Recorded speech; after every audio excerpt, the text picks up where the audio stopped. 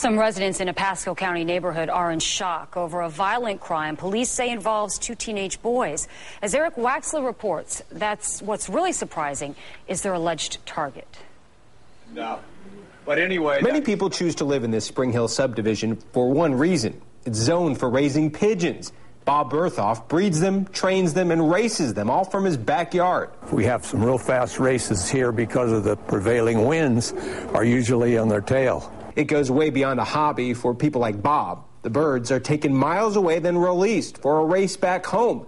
Electronic tags on their legs show the winner.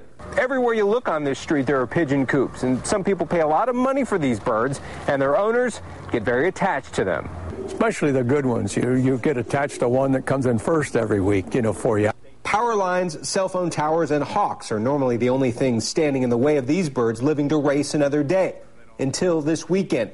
That's when the family across the street from Bob found almost 20 of their prized pigeons stabbed to death. Birds valued at about $15,000. The sheriff's office says the way they were killed is truly gruesome. The suspects allegedly slit the throats of the pigeons, and some of them were decapitated and mutilated. Those suspects turned out to be two teenage brothers, one 14, the other 13. They lived in the house just behind the pigeon coop, and neighbors say they were friendly with the owner.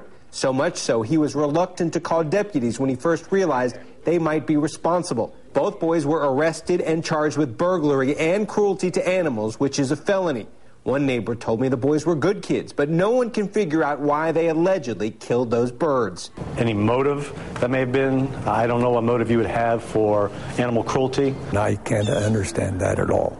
So, because they're beautiful birds. Bob says any of the people that raised the pigeons would have been glad to share their love for the birds and even give the boys their own pigeons. All they had to do was ask.